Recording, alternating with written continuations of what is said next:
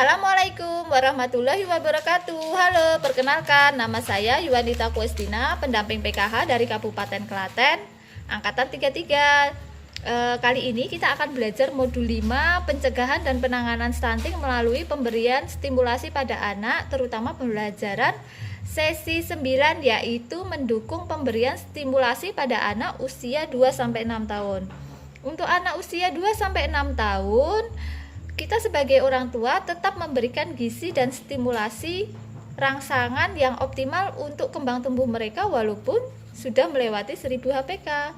Banyak kegiatan yang bisa dilakukan untuk merangsang tumbuh kembang anak, misalnya melalui kegiatan bermain anak bersama orang tua maupun teman seusianya, juga menggunakan barang-barang atau benda-benda di sekitar kita. Kita bisa melibatkan juga anak-anak pada saat orang tua melakukan kegiatan sehari-hari, misalnya pada saat berberes rumah, merapikan pakaian, menyapu, mengepel, mencuci tangan yang baik dan benar.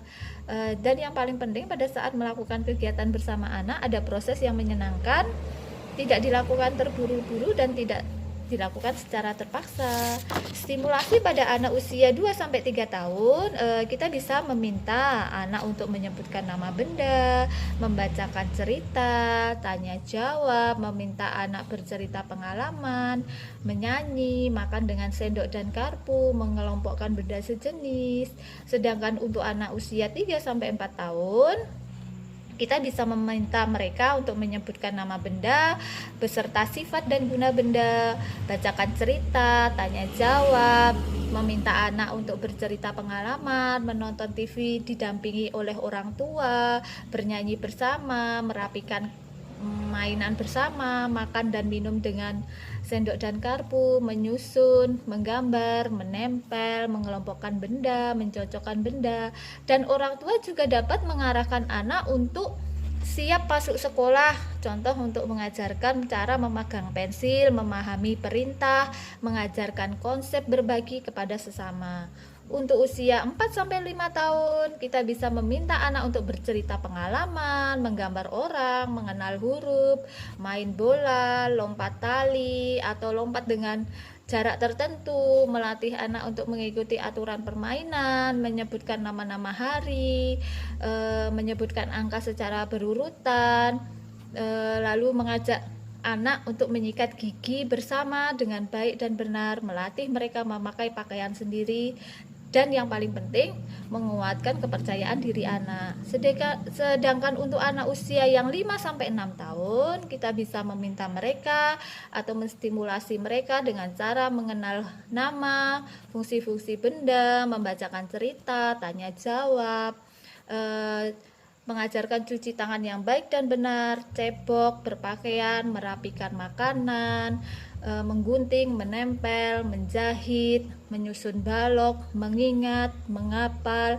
mengerti aturan, bisa membandingkan besar kecil benda serta jumlah banyak sedikitnya benda, menghitung konsep 1-1/2, mengenal angka, huruf, simbol, jam, hari, tanggal, melempar, menangkap, berlari ataupun melompat.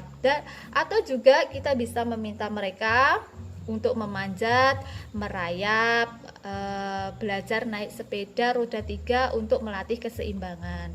Sedangkan alternatif stimulasi permainan yang bisa kita lakukan pada anak usia 2-6 tahun, misalnya kita bisa meminta mereka untuk bermain peran, contoh berjualan alat tulis. Jadi kita bisa menggunakan pensil, bolpen, buku, anak sebagai penjualnya, kita sebagai pembelinya. Ataupun kita bisa bermain masak-masakan, membantu ibu memasak dengan menggunakan alat makan yang aman. Stimulasi pada anak harus dilakukan secara terus-menerus dan secara bervariasi. Untuk hasil stimulasi yang diberikan ke anak, hasilnya tentu akan berbeda di setiap anaknya. Yang paling penting, stimulasi dilakukan tidak perlu buru-buru, harus menyenangkan dan disesuaikan dengan kelompok usia mereka.